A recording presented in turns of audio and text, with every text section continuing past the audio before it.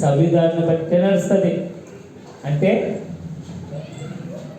70 సంవత్సరాల క్రితం ఆయన రాసిన బుక్కు ఇప్పటికి ఎందుకు నడుస్తుంది చెప్పండి? మనకి బాబాసాహెబ్ అంబేద్కర్కి సంబంధమే లేదంటే ఈ ఇండియాలో ఉండేది అర్హత లేదు. హిందీలో ఉంటే రాజ్యాంగం ఎలా చెప్పిందో ఆ ప్రకారమే నడవాలి. రాజ్యాంగాన్ని బట్టి 18 ఏళ్ళ తర్వాత ఓటు హక్కు వస్తుంది. రాజ్యాంగాన్ని బట్టి ఎలక్షన్లు ఎప్పుడు నింపడాలి, ఎంతమంది పిల్లలు ఉంటే నింపడాలి, హక్కు వస్తుంది. రాజ్యాంగం ఉంటేనే ఏ వయసులో దేనికి పోటీ చేయాలి, ఏ వయసులో జాబ్కి ఎక్కాలి, ఏ వయసులో రిటైర్మెంట్, రాజ్యాంగాన్ని బట్టే.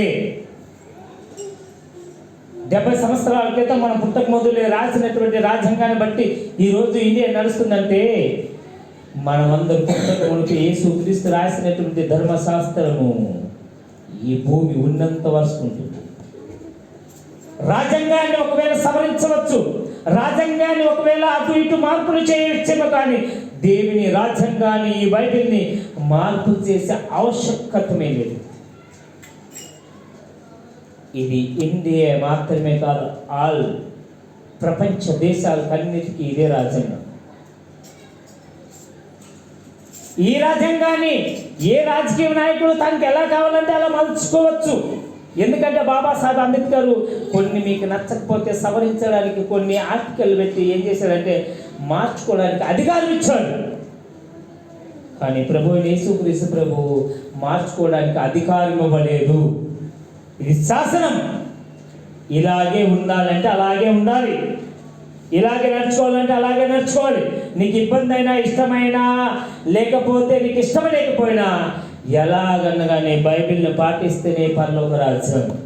ఎలాగైతే ఇండియాలో ఉండాలి అంటే రాజ్యాంగాన్ని పాటించాలో, పరలోక రాజ్యానికి పోవాలంటే బైబిల్ని ఖచ్చితంగా పాటించాలి. ఇది పాటించినప్పుడే మనం పరలోకానికి పోతాం. ఒకవేళ దీన్ని పాటించకపోతే పరలోకానికి, నువ్వు రాజ్యాంగాన్ని పాటించకపోతే ఎలక్షన్లో పోటీ చేయవు, లేక ఎలక్షన్ వేయలేవు, లేక నీ కోపం కాదు రాదు. ఎన్నో ఈ భూమి మీద ఈ యొక్క రాజకీయ నాయకులు చేసే ప్రతిది కూడా ఆయా దేశాల్లో, ఆయా ప్రాంతాల్లో ఉన్నటువంటి రాజ్యాంగాన్ని బట్టి వాళ్ళు నడుచుకోవాలి. ఇండియా మాత్రమే కాదు, ఏ దేశంలో ఆ దేశానికి ఒక బుక్ ఉంటుంది, ఒక రాజ్యాంగం ఉంటుంది. ఇదిగో ఈ రాష్ట్ర ప్రజలలో ఈ రాజ్యాంగానికి కట్టుబడి ఉండాలి అని. కానీ ఈ బైబిల్ అనేటువంటి రాజ్యాంగం ఈ భూమి వెళ్ళేంత వరకు, ఈ భూమి నాశనం ఎంత వరకు, లేదా తిరిగి మనం జన్మించేంత వరకు